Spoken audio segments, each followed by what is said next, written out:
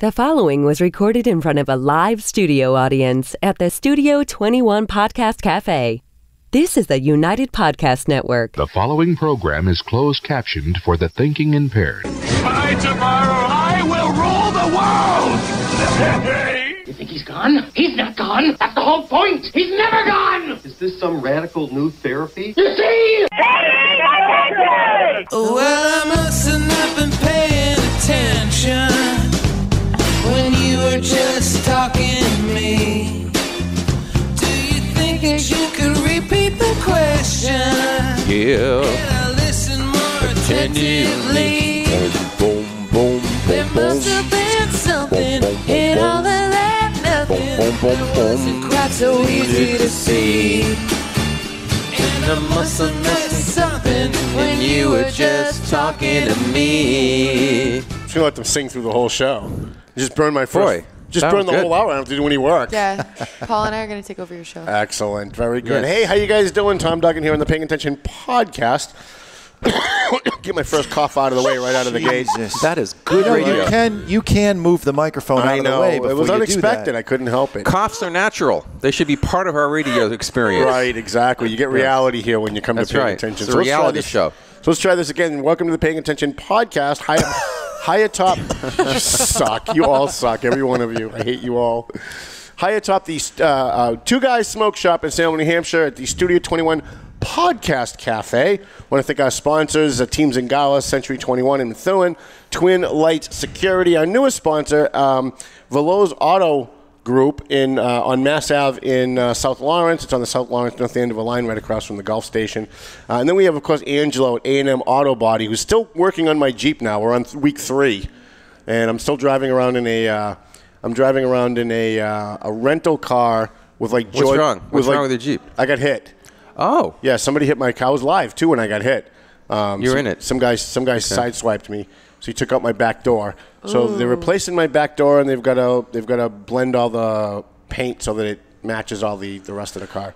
So I'm driving around in a car. I'm driving around Lawrence, doing my regular thing, chasing police calls every night in a rental car with Georgia plates. And boy, I'll tell you, when I start driving through like Summer Street, Brook Street, every single undercover state and federal officer is just eyeing me as I'm turning each corner. Because I look like a drug dealer, right? I got Georgia plates driving through Lawrence, right, through the bad sections. So it's been somewhat of an experience. They all know the rental car by now. I'm afraid once I get my real car back, they're not going to recognize that anymore. I'm going to start going through that again. So thanks for listening, everybody. Thanks for joining us again here. By the way, our 30th podcast, Paul. Awesome. I don't understand that. I saw that. I was about to like it and give you an applause, but I'm thinking 30. Didn't you start this in January? Just the last week of December. Okay, so that would be 4, 8, 12, about 16. I don't know. I go on the Paying Attention podcast channel on YouTube, and I just counted how many shows we have. Have you done more than once a week? No. Then there's no way this is The math doesn't add up to me. I don't know. Maybe I'm on a different universe. I just counted them, Mr. Jonathan. You're not double posting any of these shows, right? No, there's no double so posting. I counted 30, so there's nothing. What can I tell you? All right. Well, I'm not really good at math, so I have to go by what other people are doing. You got 4 months. You got 4 weeks and a month. So I don't know. So thanks so much, Call Paul. me crazy. Paul, thanks so much for screwing up my congratulations on our 30th. This guy would fuck up a free lunch, I swear to God. He's the kind of guy you're driving in a car, and the cop calls you over and says, hey, do you know how fast? Do you realize you were going fast? And Paul's the guy that says, well, he only drives this fast when he's drinking. I have confirmed. In other words, there are 29 videos up now, and this will be the 30th. There you the go. one It's the we're doing 30th right show. I knew I counted it right, Paul. Well, why are you so angry at somebody who seeks the truth? Is that a personality trait? I think maybe it's the timing, Paul. When someone's trying to celebrate, it's like we're singing "Happy Birthday" to a little kid, and his birthday was really yesterday, and you stop in the middle of the song to let everybody know. Oh, by the way, it's technically not his birthday today; it was yesterday. I am willing to celebrate the anniversary of what this show is, and I'm ready to celebrate the 29th. Let's bring out the balloons. This is number 30 This is right number now. 30. We're in the process of Let's 30. bring So once again, I was right, correct? Now, there's a way that your math I'm not saying you're wrong. I'm saying Kinda seemed that way. Don't you understand what Beneath the Surface is all about? Let's understand how this is right. Oh my God. That's what I'm Can saying. you pull my headphones down? He's blowing my eardrums out. All right. 4 times a year, a month will have 5 weeks of that particular day. Right. So when he did his first episode, if that was in that fifth one, Lord. you'd end up with a couple of extra. We're going to have debating how many fucking shows I've had with this guy. Can you believe it? But now you know why I have him here, right? Because he gets me going. Now we're going to have a good show. He gets me going. We're going to have, yeah. So we started the last week in December. It was like the 29th, I think, was our first show. Because everybody at home really needs to make sure that the math is correct before we say congratulations, right, Paul? No, we could say congratulations and try to figure it out. Unbelievable. Yeah, but Here, not on last the week in December. Hold on. Yeah, let's sit here and count because 1, 2, that's always good 3. radio. This 4, is 5, enthralling. 6, 7, 8, 9. Why don't I do this show alone anymore? 13, 14, What was the answer to that when I 16, asked? 17, remember 18, 19, what the reason was. 20, 21, 22, 20. What? I'm counting 23, 24. All right. Anyway, let us Thursdays. celebrate whatever this is. All right, so Donald Trump this It's week. an anniversary. Of some kind. Whatever. Thanks for coming, kids. Good night. Thank you. Wow. Now listen to that audience Yeah, we we have have. studio audience It's a today. standing ovation. Yeah. I don't think that's a good thing, though. They're every bit as ironic as you are. It's good. Yep, Paul.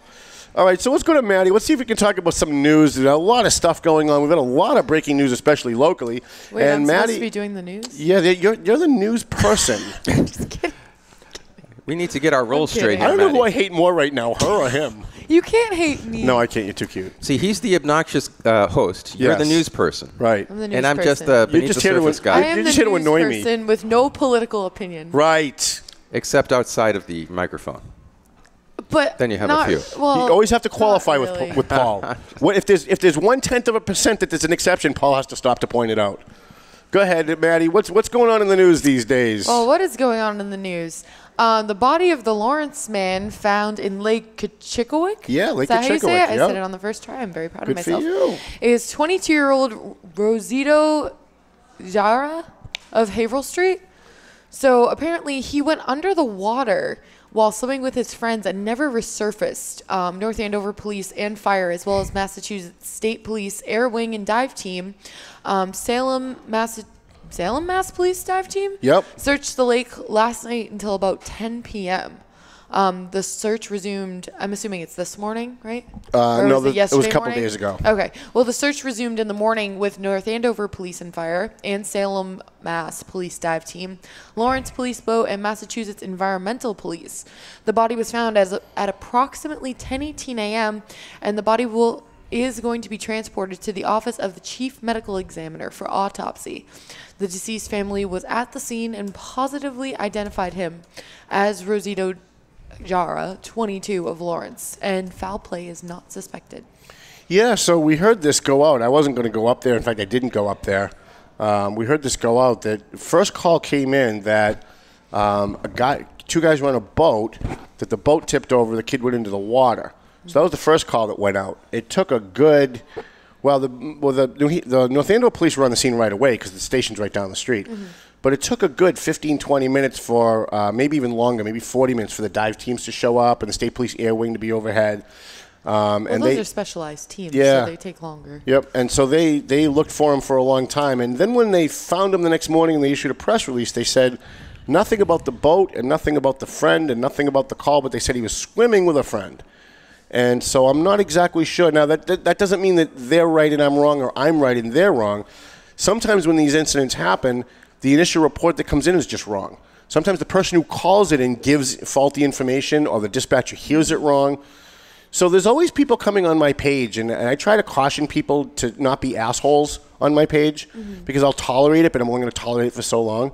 There's always people coming out. They're always looking for like some little inconsistency in the story to then attack the person who wrote the story.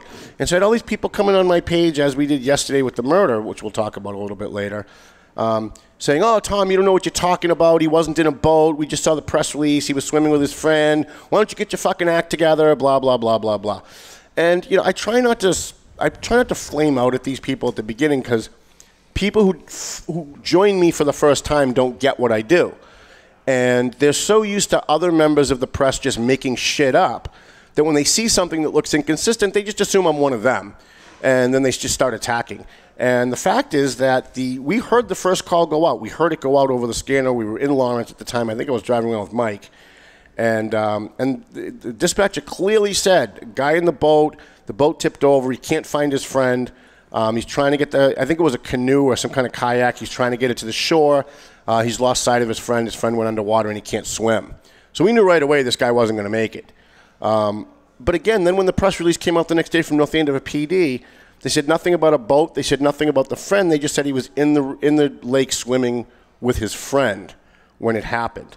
So even though it's kind of a small detail in a story that's not really all that significant, I'm trying to use this as, and I'm going to do it again in the next story, I'm trying to use this to caution people, stop being so friggin' overreactive. Stop looking for something to complain about. Stop looking for something to pick apart. You know, ever since O.J. Simpson, everybody thinks that they're Marsha Clark. Everybody thinks that they're Alan Dershowitz. You know, they see a story, they see something that looks a little inconsistent, and aha, they're the only person in the world that figured this out. And then they go on the attack.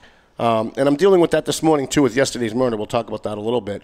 But it's really weird how people who absolutely don't know shit will go publicly on someone else's Facebook page and pretend they know shit. So, anyways, that's my little rant on that one.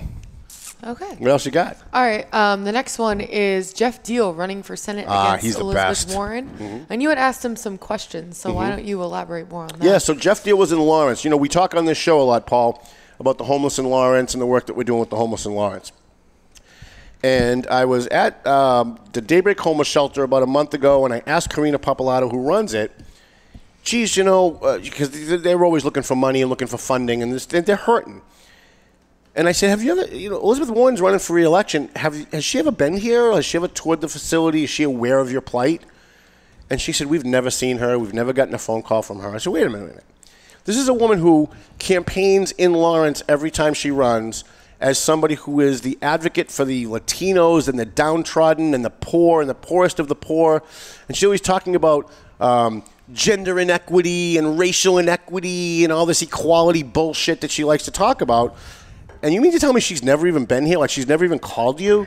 She's never come to this facility in the poorest community in New England, dealing with the poorest population in the poorest community in New England. She's never been here? I have a feeling she hasn't been there because she knows that she's going to get Massachusetts in the primaries. The presidential primaries. She doesn't need to be here. Right, but she's running for re-election to the Senate. You would think. Now, here's what she does. She comes to Lawrence, and she's been to Lawrence a number of times, but here's what she does. She comes to Lawrence, and she either meets with all of the political insiders, the Democrat insiders in Lawrence, like Dan Rivera, the president of the city council, maybe the president of the school committee. Or the last time she was in Lawrence, they got a function room somewhere, I think it was Essex Street. I sent people there because I had questions, and I knew she wouldn't take my question, so I sent Rich and a few other people to ask my question. So Rich and a bunch of people go, Brenda went, I think Maria went, and they all crowded in, waiting for Elizabeth Warren to come out and then maybe ask some questions. So Elizabeth Warren comes out of a back room. She stands in front of a podium that's got like a police tape line in front of her. It was like, I don't know, like one of those velvet ropes or something, so that none of the little people could get near her, right? None of the plebes can get near her. And she got up, and it was Trump sucks, pay inequity, women are discriminated against, racism, inequality. Thank you, good night. And then she left. Yeah. And never answered any questions. And I'm thinking, you represent Lawrence. You basically campaign on the backs of the poor. And you don't give a shit enough to even talk to the people of Lawrence. It's just the insiders. That's all you care about. So anyways, that's the background. So we've talked about this on the show a number of times. And I got a phone call from Jeff Deal's office, who's running for Senate against Elizabeth Warren. Yes. And he said, some of my staff has been following you as you're driving through the city and chasing calls and you're helping homeless people. And you made a comment the other day that Elizabeth Warren's never been to... Is that true? She's never been to Daybreak? That can't be true. And I said, yeah, call Karina. I asked her, and she said Elizabeth Warren's never been there. She's never called. She's never given a shit about it. And he said, would you be okay with calling Karina since you know her and see if we could do a tour of Daybreak? We want to come. We want Jeff Deal to come, and we want him to see what's going on with the homeless population, the opioid crisis in Lawrence. Maybe if he becomes a senator, maybe he can help Daybreak. Maybe he can help them get some funding. They need $10 million for a new building. They need $2 million more for operating costs, even without a new building. So Jeff came. He came yesterday. Was it yesterday, the day before? Tuesday he came. You know what? Good deal. Yeah, good deal. Brucey. So Jeff came, he toured the facility, he talked to Karina, he talked to a couple of people who volunteered there who were homeless, went through the Daybreak program, and now they go back and they volunteer to help other people. So what does this photo op for Jeff Deal do for it? What is he going to do with this photo op? Well, I don't think it's the photo op necessarily, because you don't get much out of a photo op in Lawrence. Lawrence is still voting against him 9-1. But true, but probably. But what is he? I mean, did he learn anything he wouldn't have known by somebody telling him? Yes. All right. He got to see for himself the conditions of the building, the conditions of the dorm quarters for the homeless people that sleep there. There's 55 people a night that sleep there, no matter what the weather is. They're always at capacity. And he also got a chance to talk to them about what their real needs are, and he could see it with his own eyes. It's one thing to read a memo. It's another thing for someone to tell you something on the phone. But when you're standing there in this really super tight quarters, it's basically two mobile homes that were welded together, so it's not even a freestanding building. And you're standing there and you're thinking 55 people sleep in this building. Like it's far more powerful, I think. Karina asked him before he left, she said, I need $10 million for a new facility. I need $2 million more for operating costs. Can I count on you? Which was awesome. Which is awesome, because these politicians come all the time and they do these little photo op tours, and they give all these very ambiguous answers to any kind of questions about what they're going to do once they leave, and then they leave, and then you never hear from them again. And can I count on you? That's a straight question. And he started to hedge a little bit, and I pushed him because I was standing right there, and I knew it wasn't my place, but I said, I don't think that's the answer we're looking for. And he said, yes, if I become the senator, I will do everything I can to help you and make Daybreak a priority. Well, it was smart for him to say, I will do everything I can to help you, rather than I will definitely give you that money the day after I get sworn in. But at least his heart is there, and he made the effort, right? He's done more as a candidate than Elizabeth Warren has as our United States Senator for the last 7 years. Where has she been? Where has Elizabeth Warren been? Now, here's the interesting thing about this story, is that shortly after that, an Elizabeth Warren supporter who works, I'm not going to mention her name because everybody knows who she is, but she's an Elizabeth Warren supporter who works in the mayor's office, tweeted out, Rich just laughed because he knows what I'm talking about. She tweeted out, Lawrence is more than just homeless shelters, in response to me saying Elizabeth Warren's never been to Daybreak. And I was like, yeah, you know what? You're right. Lawrence is much more than just homeless shelters. Maybe Jeff Deal, the next time he comes, should tour the police station, a couple of other things. But Lawrence does have a homeless shelter, by the way, and someone needs to be friggin' paying attention to it. Someone needs to be going down there and talking to them about what they need. There are 300 people wandering the streets of Lawrence, sleeping in the streets every night. Daybreak is the only shelter in Lawrence, and they can only house 55 people. So I know I only went to Lawrence High School, but even I know that math doesn't work. It seems to me, I mean, I'm looking at this ideally, that the money should be going perhaps to another place, another Daybreak in another nearby city, not just being centralized in Lawrence, because homeless aren't only in Lawrence. And you don't want everyone else's homeless going to Lawrence. Right. So why not have a Daybreak in Chelmsford, a Daybreak in Methuen? Spread them around a little bit. Maybe we can franchise it. Yeah. We'll franchise Daybreak into the other communities. We should have a few of them. Listen, I've long said that people in Andover, people in North Andover pay millions of dollars in taxes every year. They're both very wealthy communities. What happens if after you paid millions of dollars in taxes over the years, your company goes under, your wife throws you out, somehow you become destitute? Where do you go? Does North Andover have services for their citizens that suddenly become destitute? No, they don't. Neither does Methuen, neither does Andover, neither does Dracut, neither does Chelmsford. Every town should have some kind of safety net for the desperate. Totally agree. Totally agree. And Jeff talked about that a little bit yesterday when he was at my office. Yes, Jonathan. Oh, I was scratching. Sorry. I'm sorry. I was eager to hear from you because I'm listening to this. I don't typically send hand signals. I just jump in. Okay. All right. What, was he scratching his head? He's doing something. I have no idea. So, anyways, what else you got there, Maddie? I also have the man that was executed on Hampshire Street in Lawrence. Yesterday, which you extensively covered online. I did. So Lawrence police were called to Hampshire and Alder Streets early Wednesday evening for a call of shots fired and one man down. When police arrived at the scene, they found a man in his 30s wearing red, face down on the sidewalk with at least 6 bullet wounds to the back. Lawrence Police Sergeant Michael Simard, right? Did I pronounce that? Simard, yeah. Simard did CPR, chest compressions on the victim, but could not revive him. This is Lawrence's 3rd murder for 2018. Last year at this time, Lawrence had 8 murders. According to witnesses, the victim came out of a bodega on Hampshire and Alder Street after purchasing groceries and crossed Hampshire Street headed towards the Arlington school when a black Hyundai Santa Fe with a black roof rack and 5-point rims pulled up with at least 3 occupants in the car. Police say video from a local business shows the car pulling up to the victim, 2 men in the front seat and a third man stepping out of the vehicle from the back, firing the shots that killed the victim. Police could not get a plate number on the car, but it was identified with Pennsylvania license plates. The victim, wearing a red shirt, was in a gang neighborhood well known to use red hats, shirts, and sneakers as their gang colors.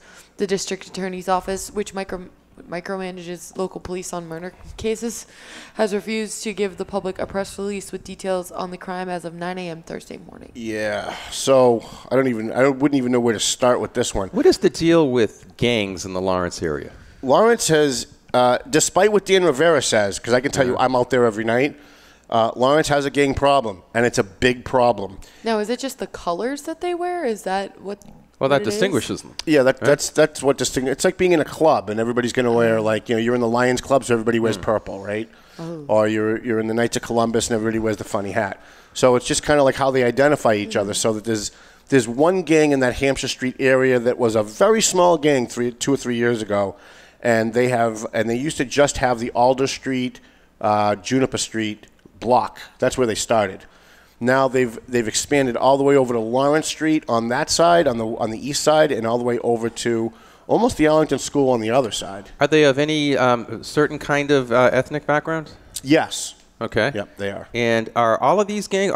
I assume there's more than one. There may be several in the Lawrence area. There's 4 major gangs. All right, 4 major gangs, and are they all of different ethnic varieties, or some of them are? The one involved last night is a Dominican gang. There's another gang over on the Park and Brook Street area, which has Dominican and some Puerto Ricans in it.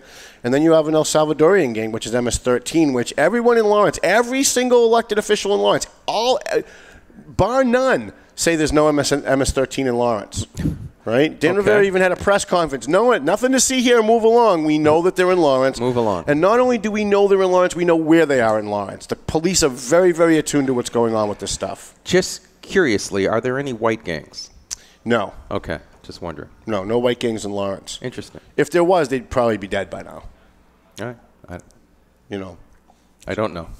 All right. So we got the call yesterday. I had heard the call go out. I was actually in my office. It was around 6 o'clock. Shots fired, 1 man down. I figured by the time I get there from North Andover, this is all going to be wrapped up. But, I'm on deadline, and I've been stuck in this office, and maybe I just go for a quick ride. Maybe I'll get a picture of, something, as they're wrapping up. And when I got there, the body was still on the ground. The coroner hadn't shown up yet. Police actually hadn't even put up police tape yet. It only took me about maybe 6 minutes to get there from my office. Talked to a couple of people when I was out of my car, and I wasn't live. My phone was live in the car, but I was out of the car. A couple people who said that they saw and heard things, confirmed some of that stuff with some of the police officers involved. We actually have a picture that I posted right before we went online, right before we went live today, and I got a phone call from a police chief asking me to please take it down, so I did. Always willing to cooperate, unlike the rest of the press who say, no, I've got a First Amendment right. They asked me to take it down. I don't want to jeopardize their investigation. They have not been able to identify the victim, from what I'm being told, as of like a half hour before we went on to press. We know from overhearing conversations at the scene among investigators that he was found with a big wad of cash, the victim. He was coming out of the bodega. They basically just executed him. Guy got out of the back seat of a car and just pumped 7 bullets into the guy's back and just put him down. And his ID is bogus. And there's a couple of other things that were involved with ID fraud on him. So they don't know who this guy is. They have no idea. Wow. And so while people are coming on my Facebook page all morning, mostly women, coming onto my page saying, that's terrible that you're posting this. What if his family sees it? Well, I hope his family sees it so we can identify the damn guy. Do you know if there have been any missing persons reports? Not meeting that description. We have a couple of missing people that we've been posting. Their parents have contacted us, asked us to post posters online. We do, but there's nobody meeting this guy's description. I suspect, from what I've been told and some of the details that I haven't revealed, that this guy's not a legal citizen of the country. that he's a legal citizen of the Dominican Republic. Went out of his way, did an awful lot of work to make himself seem like he had a different identity. And so this is a very, very ganged up neighborhood. It's a huge drug neighborhood. And, you can draw your own inference. Maybe the guy's just a complete and total innocent bystander, but it certainly seems as though he was involved in doing some scurrilous things. It also seems as though he lived very close because he was going to that corner store and he bought eggs and milk and a bunch of things like that. And he wasn't going to a car. He was walking up the street. So we assume that he lived close by or he was staying close by anyway. And this makes it the third murder in Lawrence. One of those 3 murders has been solved. That was the domestic with the guy stabbing his girlfriend. We talked about that last week. The other 2, we have no idea. The first guy that was murdered was the guy that we visited on Broadway. We got those pictures. Again, people complaining about pictures. And I've got people, Paul, let's just talk about this a little bit, even though it's kind of Maddie's segment. I got people coming on to my now, I wrote this story, and I included that the victim was wearing red. Okay. And that the shooter was also wearing red. And that police believe that it's gang affiliated. All right. Because red, and I didn't name the name of the gang because I have no interest in doing that, but the people that I talked to said, yeah, the red is the color of the gang that runs that neighborhood. Right. So I included some of that in my story as far as the victim wearing red, the shooter's wearing red, and that they think it was gang affiliated. And you go to my page and you get all these I don't know, Monday morning quarterbacks. I don't know what to call them, but they come on and they're like, oh, yeah, so if I wear red, that makes me a gang member. Like, everybody's looking for something to be friggin' offended by. I think the term you're looking for is douchebag. Douchebag is a good word. I like that word.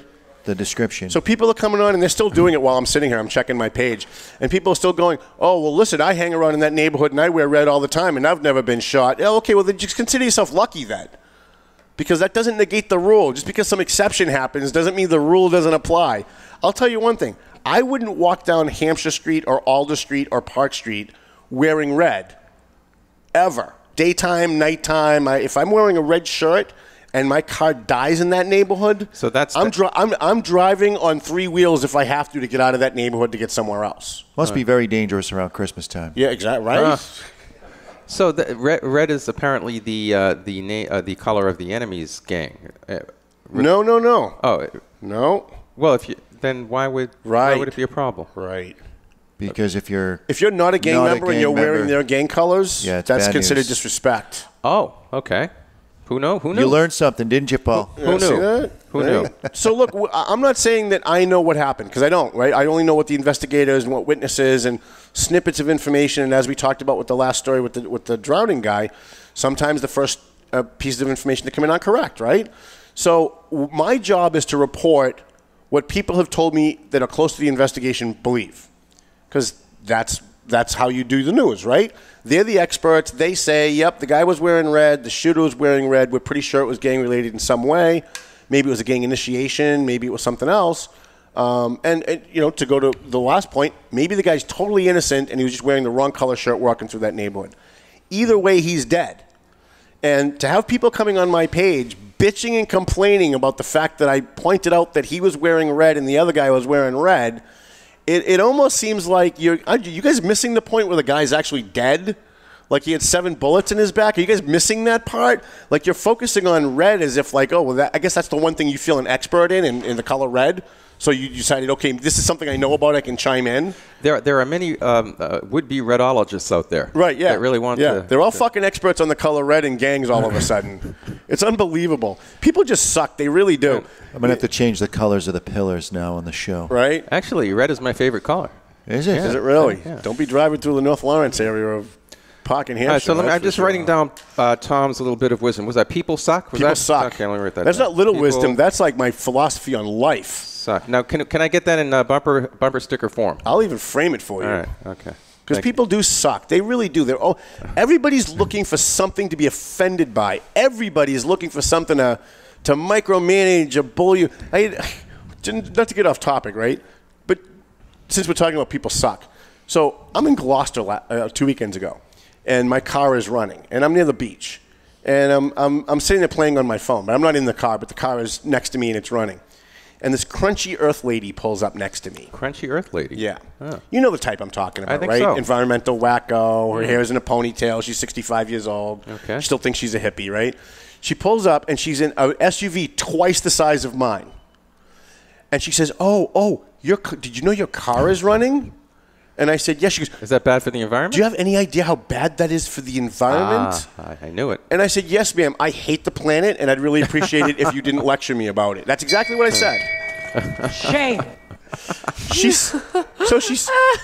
She's all horrified, like she didn't know what to say because no one's ever confronted her that way, I'm sure. And she says, Yes. she goes, well, you should turn your car off. Why don't you turn your car off? I said, because, ma'am, be responsible. I don't want to turn my car off. I have a reason to have my car on, and it's none of your effing business.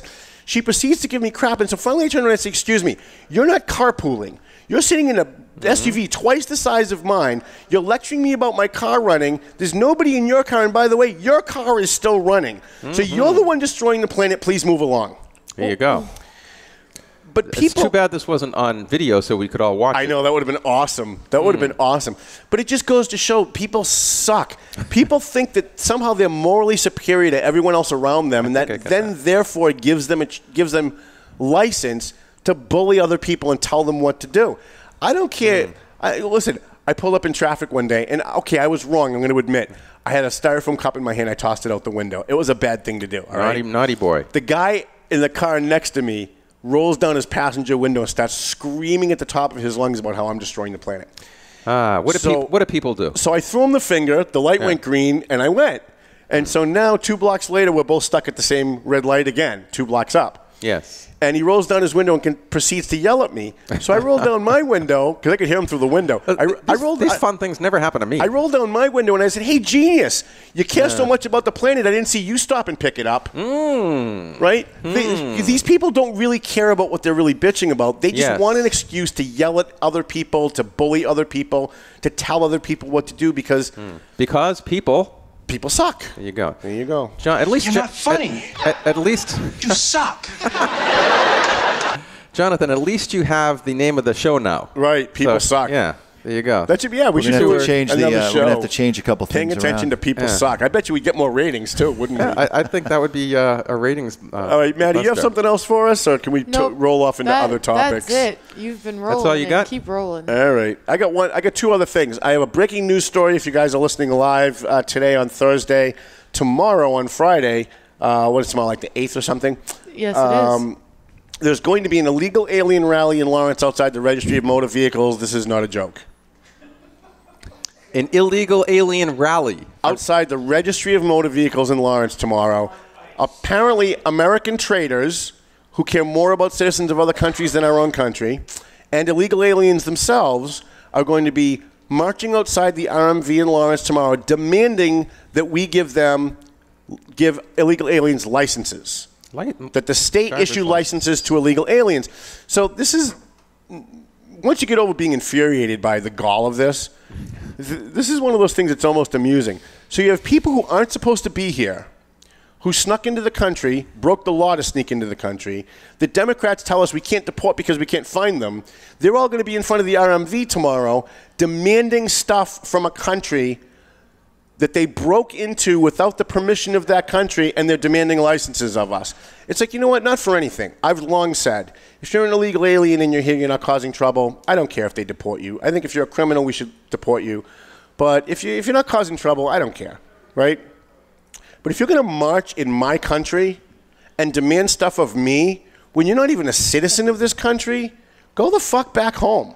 I would challenge anyone to go into any third world country and march at their version of the Registry of Motor Vehicles, demanding you as an American have rights. Can you imagine? Just see what happens. Yeah, imagine. Let's all go to Mexico, right? We'll sneak into Mexico. We won't have any permission. We won't have a passport. We'll sneak into Mexico. We'll go to their police station. We'll start demanding that they give us free parking. Right? We're Americans, and we're illegal aliens here in Mexico, and damn it, we deserve free parking. We demand you give us free parking. You know what happens to you? Maybe your grandchildren find your body someday when it gets unearthed when they're doing some kind of construction project, maybe. Yeah, you better swallow some sort of GPS device. Right. So this is going to go on tomorrow. If the weather is good, I'm going to have my drone. I know Rich is probably going to be there with his camera for us. And we're going to do and I'm going to go live on Facebook because we have a lot of law enforcement follows us. And, you know, I'm not making phone calls to turn anybody in or anything, but, hey, if ICE is watching on the live feed, on the drone or whatever, and they see people there at that rally that aren't supposed to be here that maybe have warrants or something, you never know what could happen. You know? You never know. I'm so galled by the fact that it's like breaking into someone's house and then demanding they make you dinner. You know what I'm saying? That's a great analogy. It's like you're not even supposed to friggin' be here, and you're going to demand anything of us? Like, this country's been invaded. We've been invaded. We're just too stupid to know it. We're too stupid to recognize it. Unbelievable. Paul, if I break into your house, would you make me dinner? No. But you're supposed to love your neighbor, Paul. Yeah, I'd love him by showing him the door. All right, okay. That's the best way to love him. Tough love. I'd love it if you left. All right, you want to take a quick break, and then we'll come back and we'll talk about Paul's topics and a couple of other local things going on, and we'll let everybody look at Maddie and how cute she looks. I love the way she dresses for my show. It's awesome. It's perfect. It's almost like she's dressing for me. She knows exactly what I want for my audience. Oh, totally. I wake up in the morning and that's all I think about. It's amazing. How can I dress for Tom? Even if you're just pretending that was the right answer. Oh, I am. Don't worry. We'll be right back. I am.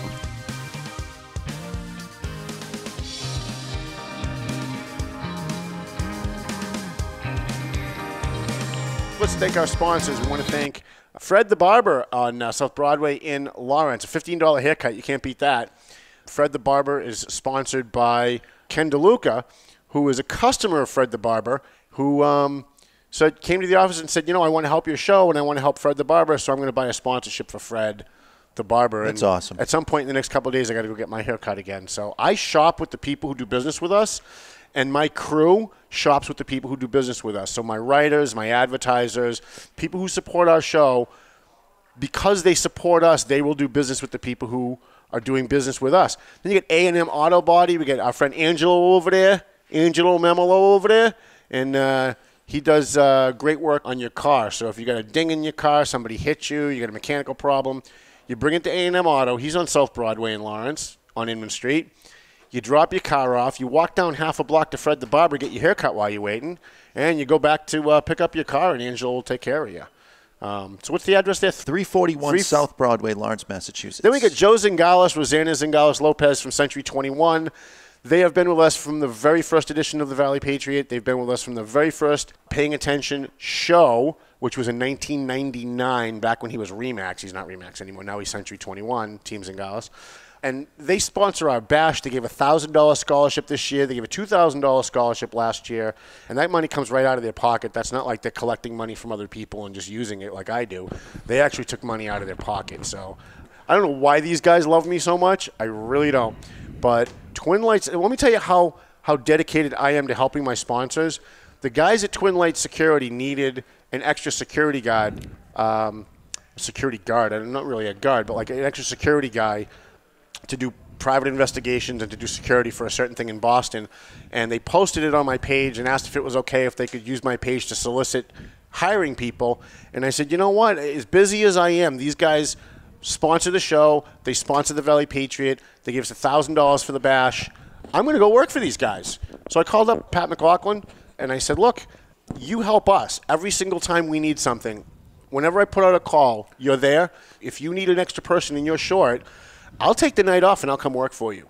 And so I have been. I've been doing some work for them because they're helping us. And so there's no reason why I shouldn't be able to find a way to help them in the meantime. So if you need security, or if you're getting divorced and you need a private investigator, if you have a business and you need a private investigator or security, you want to call Twin Lights Security. They're based out of Gloucester, but they're very local.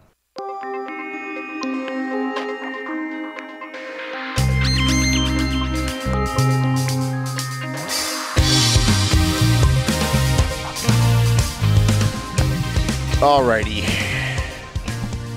Welcome back to Paying Attention. Maddie has decided to join the studio audience, so I have a better view of her, which is always awesome. Oh my God! I don't have a better view. I just got a death stare from her mother like I've never seen before ever. Well, do you blame her? Yes, she knows. She knows what I'm doing. She knows what I'm up to. Come on now, you know this is all theater. Oh, it's because she was jealous. That's why. It's because she was jealous. She wants me to pay that kind of attention to her. I get it. Why don't we invite the mother up one of these days? Oh, I'd love that. Oh my God, it would turn into porn really quick. You've got one more advertiser, Tom. If you could talk about Veloz Auto Group. Yeah, so we have a new advertiser here on the Paying Attention podcast. Veloz Auto Group, Franklin Veloz, who called me a couple of weeks ago and says he's been reading the Valley Patriot, watching the show for a while. He's been thinking about coming on board, and now he's ready. And we put a really good discount package for him. He came in for a year, so we're really, really excited to have him on board. And here's what Franklin does. He used to work for Charlie Dare's Commonwealth Motors. Now he started his own auto group, and he's located on Mass Ave, 17 Mass Ave, right at the North Andover-Lawrence line across from the Gulf Station.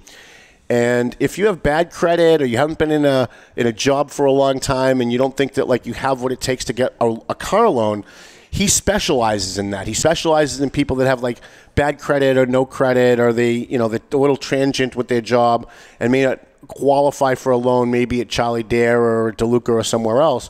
And he'll take care of you. So what you should do is if you want to buy a car or sell a used car, you need to go to Veloz Auto Group at 17 Mass Ave. Tell them that you are a fan of the Valley Patriot or the Paying Attention podcast, and Franklin will take care of you. 17 Mass Ave, Veloz Auto Group. How's that? That was great. Excellent. You're a professional. I'm kind of a professional. I'm really, really good at like 5 things, and then I suck at everything else. Right? It's so true. I'm so incompetent at so many things, and then the few things I'm good at, I'm like really good at. So, Paul, I asked you to bring in some topics today. I know the last couple of shows you've kind of felt like you weren't really contributing as much as you wanted to, and I was thinking about it afterwards, and I was like, yeah, but that's because you didn't bring topics in those days. So you said you brought a couple of topics in today. I'm looking forward to a very spirited debate. Well, I just brought in some things that a couple of things that have been going on in the news that everybody's been hearing about. Bill Clinton is finally being grilled. I know, isn't that awesome? After all these decades, apparently the left in general has decided that he is no longer of use to them gaining and maintaining power. Right. And so it's okay now that now in this Me Too environment, they can finally get to the truth of what Bill Clinton did. Yeah, like 35 years later, they decided, oh my God, Bill Clinton was a rapist. Now that who knew? Now that he's retired and he's getting older, and his wife is no longer a threat for presidents, go after him. And apparently, Bill Clinton is he's not handling it well. Got a little hot under the collar in that first interview, if you noticed, and he tried to make it up for it, I think, in the talk show that he was on with what's his name on CBS? I don't know. The late night talk show with the glasses. I don't watch CBS. Yeah, the late night guy, not Jimmy Fallon, the other one. Yeah, that guy. Yeah, but it's interesting how it's just so. Sad is not even the word. It's a combination of angry and sad that people don't care about the truth, even when it's when a grave injustice is done, as long as it relates to promoting their agenda. Right. They will overlook people who are political partisans, especially. It's on the left and the right, but I think the left is a little bit more guilty of this. They will overlook anything if it's a guy on their side. Right? Remember when Donald Trump came out and said, I could go out on Main Street and I could shoot 5 people and not lose any. He's not, A, he wasn't kidding, but B, I don't know why anybody faulted him for that. He was just pointing out the truth. That is the truth. People he wasn't shooting Republicans either, so he literally wouldn't have lost a voter. Right. And it's on both sides, but people are so hyper-partisan that they will excuse, and you see it on all these panel shows, right? As soon as somebody points out something that Barack Obama did wrong, what's the first thing a liberal is going to do? Well, George Bush did it. George Bush did it. Someone else did it. Republicans are saying that Donald Trump is wrong about this investigation. Like, it's always like, okay, so does that mean 2 wrongs make a right? Is that what you're saying? You're the party of 2 wrongs make a right? What does this say about human the ability for most people to be objective? And you don't even only see it in politics. For example, ever since time immemorial, if an umpire gets a close call one way that contradicts what the home team wants, what does the crowd do? Oh, right, yeah. What does the crowd do? They boo does it say, good job, you may be right? Well, I always talk about the time I went to the Red Sox game and I haven't been to many games in my life, but I was at a Red Sox game once, and I can't remember who it was, Big Papi, whoever. He rounded second base, but he missed the base. Now, the whole stadium saw him miss second base. So he gets to third base, the guy's got the ball, and he calls him out. And as soon as the umpire calls him out, what did the whole stadium do? Oh, come on! What do you mean he's out? Yeah. We all watched it, but reality means nothing. It's all about what you want to believe, and the ends always justify the means to people today in this culture. Always. While they're lecturing us about the ends not justifying the means. What benefits me is more important than what is true and what is fair. Right. It's very, very sad. It is sad. But I'm glad that Bill Clinton is finally getting it, though, because for years this guy got away with it because he had the correct political opinion. He could rape women, he could sexually harass women, he could do whatever he wanted to do because he was on our side. Not our side, but if you're a liberal, right? And that means most of the press. The press savaged Monica Lewinsky when that happened. I remember. I'm old enough to remember it. They savaged Monica Lewinsky, and she was a victim. Yeah. I mean, according to this Me Too movement stuff that's going on today. All you had to do is watch the View, for example. Yeah. And, the bimbo eruptions. They're all bimbos. They're all sluts. They're all this. They're all that. Right. And that's only because they were accusing Bill Clinton, a Democrat who was in power. But what happened to not blaming the victim? I thought we used to get lectured about not blaming the victim, right? Yeah. But if the victim is claiming that a liberal victimized them, then, hey, screw the victim.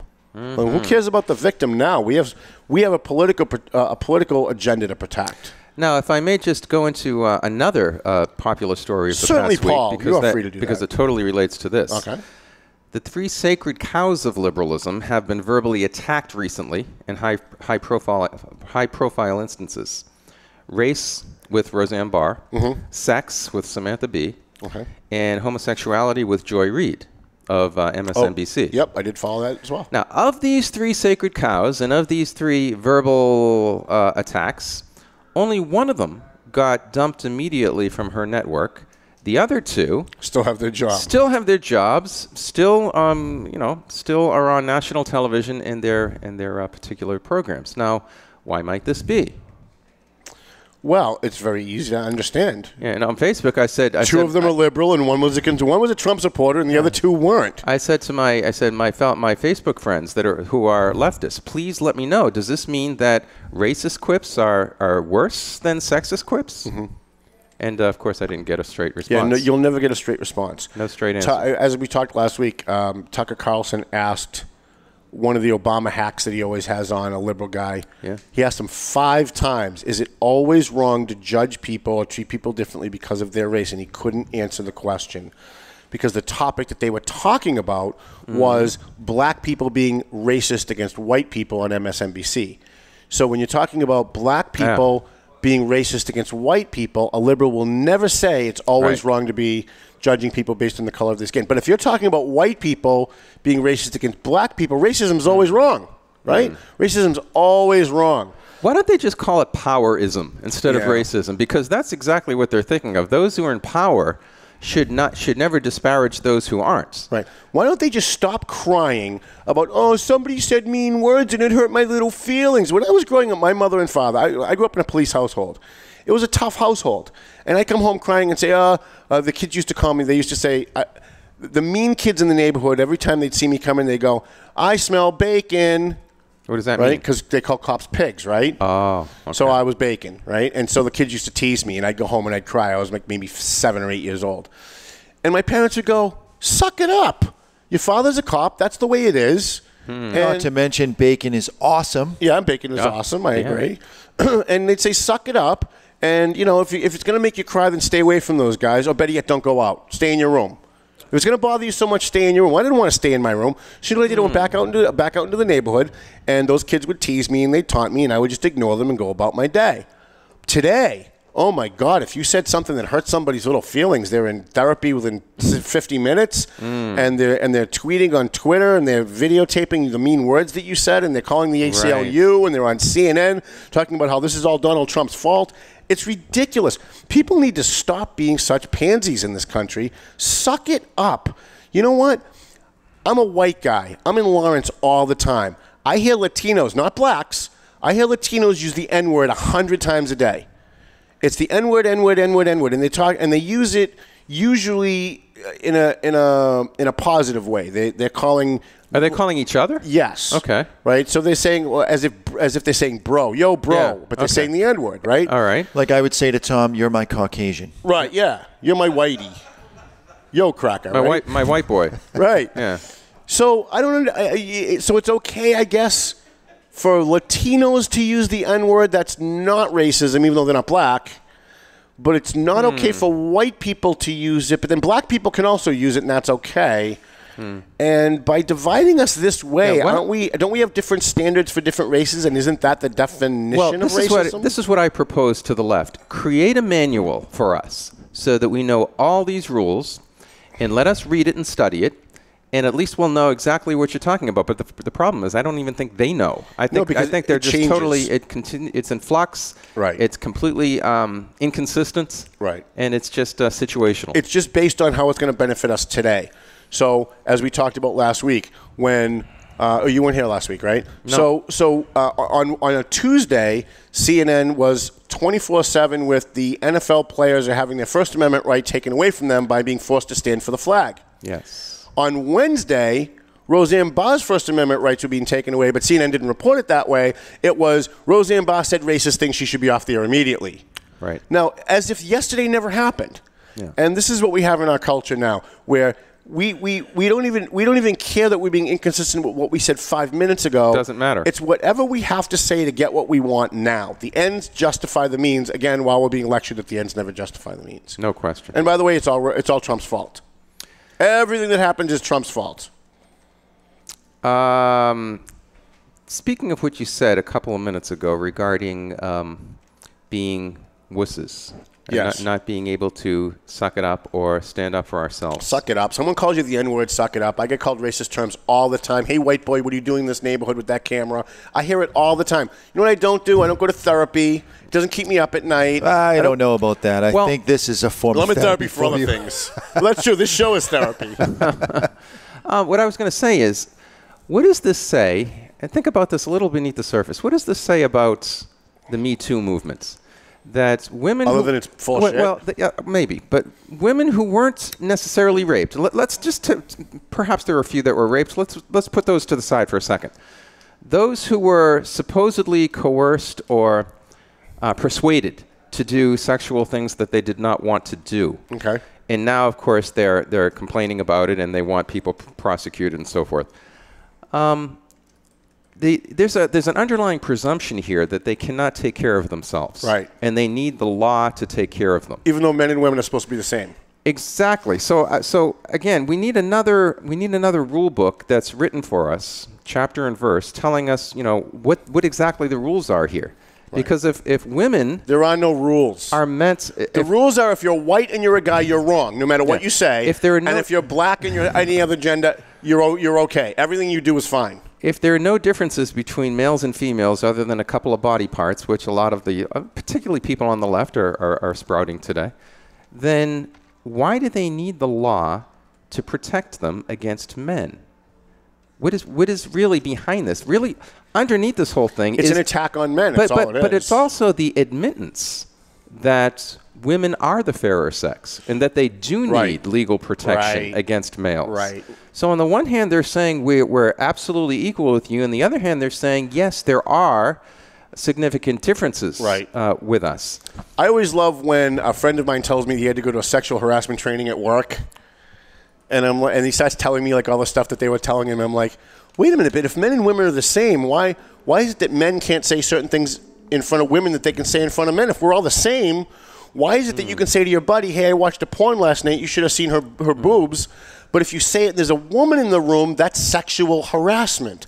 If we're all the same, how does that work? But there's no answer to that because, A, we are not the same, and B, the liberals know that we're not the same, and what they really want is, in the name of equality, in the name of all these happy words that they use, what they really want is they want an attack on white people and an attack on men. That's what they want.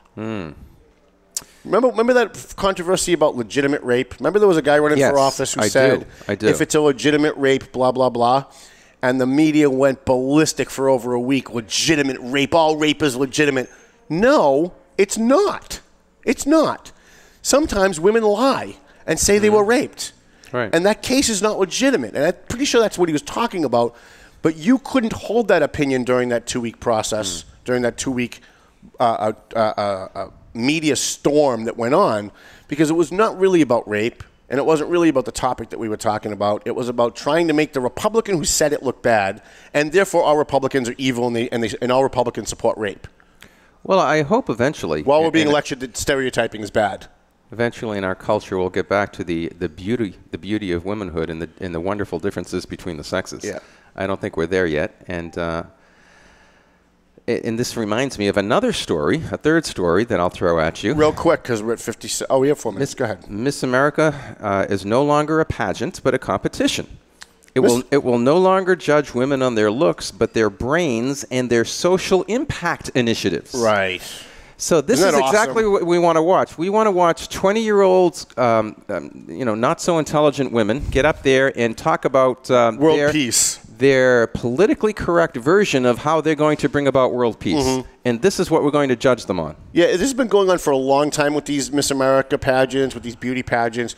They started adding talent competitions. If we care that they can play the clarinet, I couldn't give 2 shits if she can play the clarinet. Come out in a bikini, let me judge you, and pick the one that's the hottest. That's what it's supposed to be about. All right. Well, at least. All right. Let me just take the devil's advocate with you. That's what it's supposed to be about.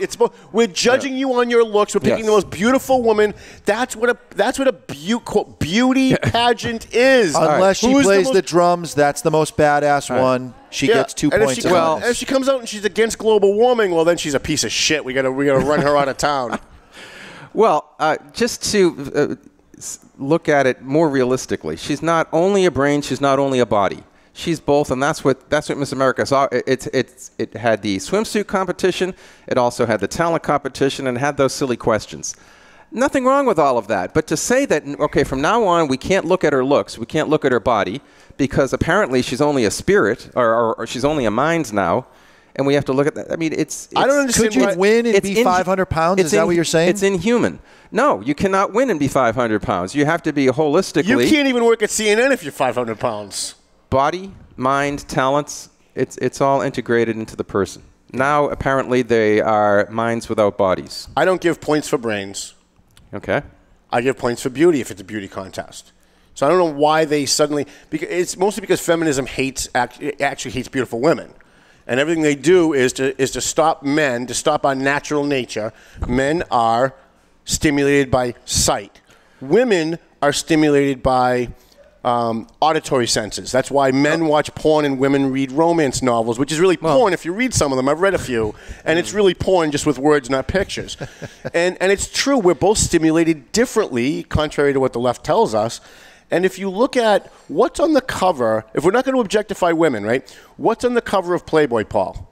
I don't know. A hot, scantily clad, almost naked woman. Same thing with Cosmopolitan. Right. And what's on the cover of Cosmo, which targets young girls? The same thing. And same young, thing scantily clad, beautiful women that are sexy. Team Vogue and all of these magazines. Right. So don't tell us that like objectifying women is wrong while you guys are all out doing that. The fact is men are visually stimulated.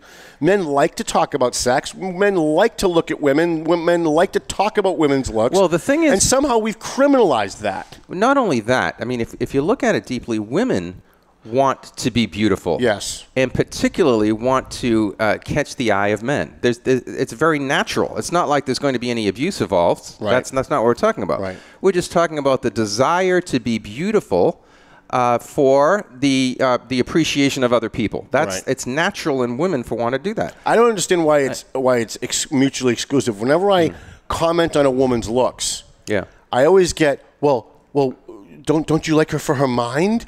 I want to be appreciated for my mind, not my looks. Well, why do they have to be mutually exclusive? That was my point a little while ago. Why can't I look at a beautiful woman like Christine Ryan and say she's amazingly attractive? Yeah. And just because I don't point out that she's also very smart, that means she's not smart. Like just by omission, that means she's as dumb as a rock. I don't understand that. Well, particularly if you don't know the person, you can admire their beauty and say it. I don't know how smart they are, but I know what I'm looking at right now. Right. Yeah. So might be dumb as a post. What I'm confused at is whatever your preferred sexual lifestyle is supposed to be okay today, right? If you want to blow your buddy at the bus stop, if you want to talk about being transgender, you want to, whatever you want to do is supposed to be okay, right? Unless you're a heterosexual man who wants to talk about beautiful women, then suddenly that's wrong. Oh, if you're white. Or if you're white. So whenever someone approaches me, and it happens all the time, someone makes a comment about how what I said was wrong because I said, oh, well, she looks amazingly hot today, or you're the hottest woman in this room, or whatever, and they come over and they give me crap. I say, excuse me, that's my preferred sexual lifestyle. I'm a heterosexual guy who likes to talk about beautiful women. That's my preferred sexual... How you identify. You just committed a hate crime. Well, you came over and told me that my preferred sexual lifestyle is not acceptable to you. Who do you think you are? Can I make a distinction here? Sure, Paul. All right, because I want to contradict you here. You always do. I'm not. When I bring all of this up, I'm talking about an extreme, but I think you're going to the other extreme. Yes. I think there's a difference between appreciating the beauty of a woman versus lusting after her. Yeah. And when you even the innocuous term "she's hot," yes, is sort of going in that other direction. Right. Why not say? That's why I use it. She's beautiful or she's stunning, and I don't think most women would have a problem with that.